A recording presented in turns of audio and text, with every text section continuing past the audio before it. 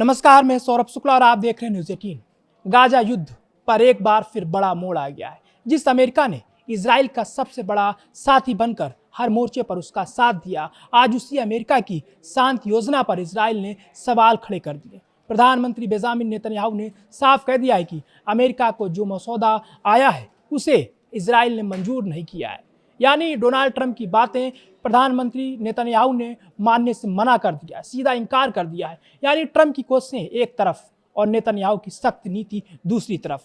आखिर ऐसा क्या है कि इजराइल अपने सबसे करीबी सहयोगी की बात भी मानने को तैयार नहीं है। अमेरिका चाहता है कि गाजा में युद्ध रुके, बंधकों की रिहाई हो और एक नई शांति प्रक्रिया शुरू हो। इसी के लिए अमेरिकी टीम ने एक रोड मैप तैयार किया। इस योजना में कहा गया कि अगर हमास अपने हथियार डाल देता है तो इजरायली सेना भी धीरे धीरे गाजा से पीछे हटेगी। लेकिन इस पूरे प्लान पर अब खुद इजराइल ने ब्रेक लगा दिया है। प्रधानमंत्री बेंजामिन नेतन्याहू ने साफ कहा कि यह अमेरिका का मसौदा है, इजराइल का नहीं। उन्होंने कहा कि सरकार ने इस योजना को मंजूरी नहीं दी है और अपनी आपत्तियां अमेरिका को भेज दी है। यानी साफ है, फैसला अभी बाकी है। दिलचस्प बात यह है कि दूसरी तरफ हमास ने इस रोड मैप के प्रति अपनी प्रतिबद्धता दोहराई है।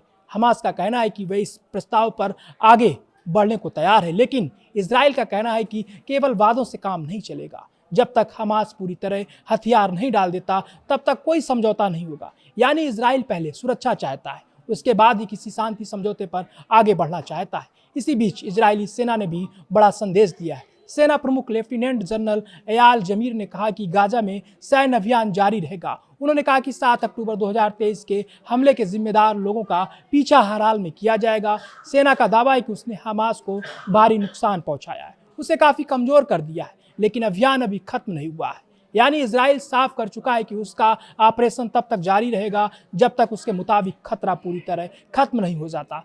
उधर नेतन्याहू पर सिर्फ युद्ध का दबाव नहीं है, देश के अंदर भी राजनीतिक दबाव लगातार बढ़ रहा है।